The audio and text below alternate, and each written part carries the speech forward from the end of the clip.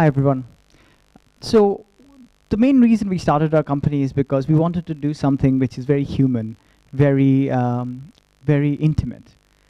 So something that we all face in our lives is as we get older, like I've been with my wife for 8 years, my CTO is older than me, he's been with his wife for 23 years. The main thing that affects us is our bedrooms and how do we make it more fun and less work and less stress as kids. So if you imagine that you could walk into your bedroom and it knew about you, whether what music you like, what content you like on your TV, what temperature of the nest, or what aroma from your diffuser.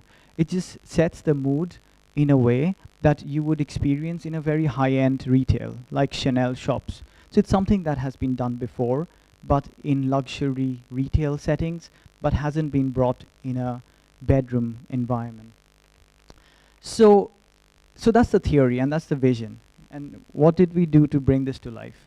So we started with a team which is very technical and based on research. And we built it with partnerships. Seymour Powell is our hardware incubator in London. This is all made in UK, designed in London, manufactured in Brighton. They have built 7 years of Durex sex toys.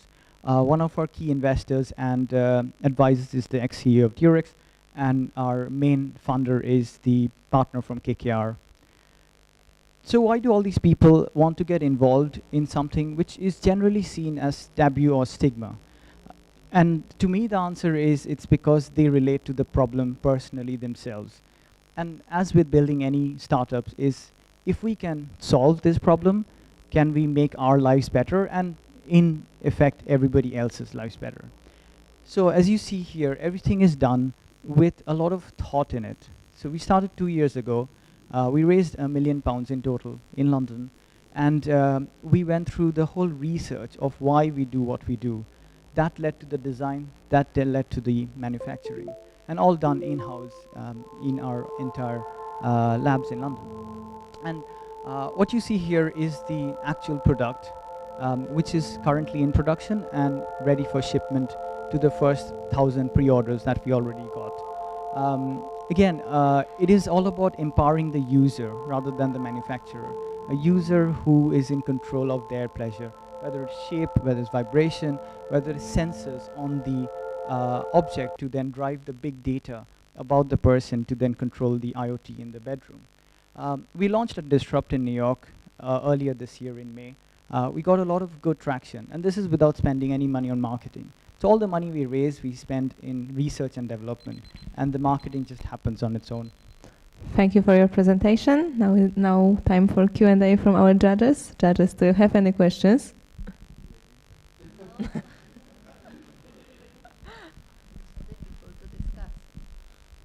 How far are you in terms of distribution, actually getting the product into shops?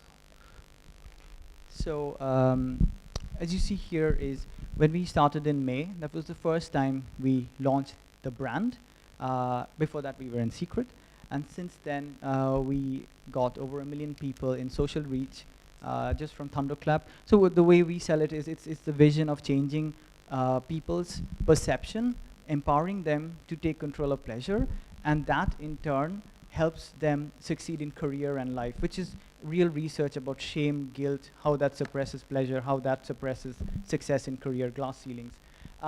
Then we got over $70,000 of pre-orders, again, without doing any marketing, just from press. And we got a lot of letters of intent from distributors, the largest distributors, because the way we priced it is as the same level, it's £129 GBP, as any other luxury sex toy.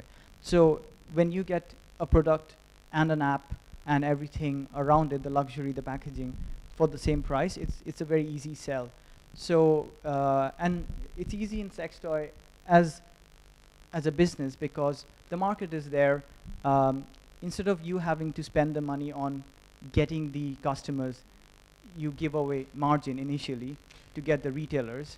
So once you get the retailers, they do the selling for you. So for example, Amorelli in Germany and Austria, we have a tie-up with them. So the first 2 months, we won't sell via any other shop, but in return, they're owned by a media company, so they'll do the PR and marketing the TV campaigns and the pop-up shops.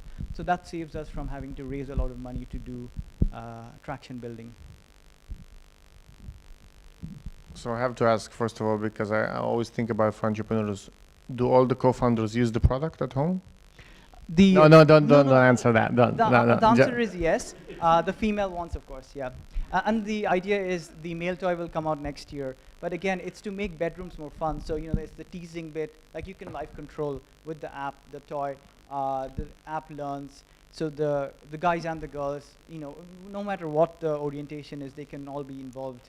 So being a bit more serious, in the last 3 to 4 years, there's been a lot of smart sex toys coming out. I think 2 years ago, actually, Skype came out with Durex and created something that you can interact with. Yeah, correct. But if you look at actual sales of those kinds of toys, it never skyrockets. Correct. So the question is... Which is why we don't call it sex tech. So you're absolutely right and spot on. So the way we build the entire brand is this luxury and pleasure, because no one cares about tech in the bedroom, yeah? So yes, there is a lot of complex tech in there, but why would you care? It's like a TV. You make a 4K TV. All they care about is, do I get to watch House of Cards in a better resolution? So the way, it's more the selling rather than the tech. And often you'll see in sex tech, they either focus on the app or on the hardware, but not both. But when you think of the user, they think of pleasure. Whether it's the pleasure from the app or pleasure from the hardware, it's the user-centric. Okay, thank you for your presentation and thank you for answering all the questions.